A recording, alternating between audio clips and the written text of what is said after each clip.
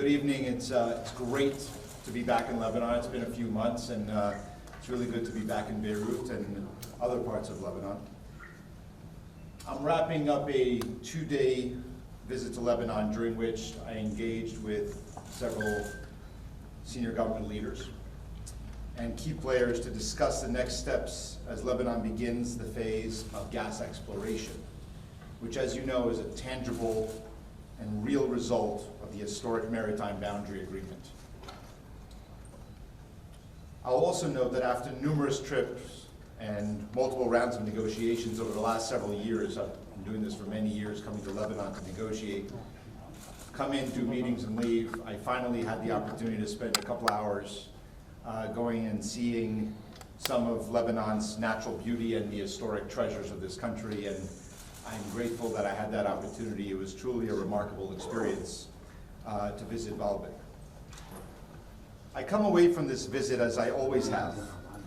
I am optimistic, I'm always optimistic about what is possible in Lebanon.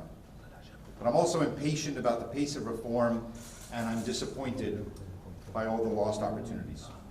Because Lebanon has all the ingredients to be a prosperous and stable country. It has the talented people, natural resources and beauty, and a truly rich history. The August 24th arrival of the rig signals that when pragmatic and creative decisions are made by government, positive outcomes are achieved. More jobs, more investment. And I can't underscore this enough. During the time of the negotiations over the maritime boundary, there was a lot of doubt whether this would actually lead to tangible and realized gains for the Lebanese people. The rig's arrival is not the end of it. It is a beginning of a symbol of what is possible, of hiring Lebanese people to work on the rig, of hiring hundreds of Lebanese on shore, and creating auxiliary jobs and benefiting the economy. That is why over the last 2 days, we discussed the need for immediate action on economic and political reforms. We also discussed the urgency of getting a fully functioning government with a president, a prime minister, and cabinet. The absence of empowered leaders has been detrimental to the country, and it's the people of Lebanon who have been paying the greatest price for the impasse. Our message on this issue has been clear. The Lebanese people are counting on the parliament to elect a president who is committed to putting the interests of the country first. Someone who can unify the country, who will work with the prime minister and the parliament to get these reforms done and unleash an IMF package. As Lebanon takes steps to put the country on the path towards economic growth and stability and peace, it can always count on the United States for our continued support. I'm really sorry that I have to run to catch a flight, so I can only have time for one question. Mr. Hochstein, But yes. Mr. Hochstein, will you be a mediator between Lebanon and Israel to resolve the disputed points along the land border, and are Mazara Shab'a, the Shab'a farms, going to be discussed?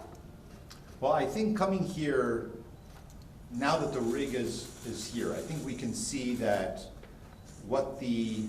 it's time for us to review the framework. And the framework envisioned work to achieve an outcome of a maritime boundary and to work on the land piece as well. And now that we have been able to achieve the agreement several months ago, see that it was able to be implemented smoothly with gains, I think it's only natural to have a conversation about the rest of what the framework had envisioned as proposed by the Lebanese government.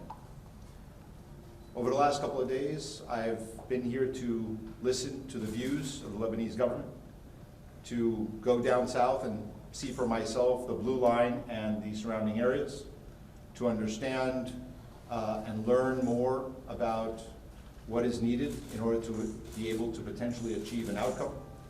It is now time for me to also hear from the other side about what their views are.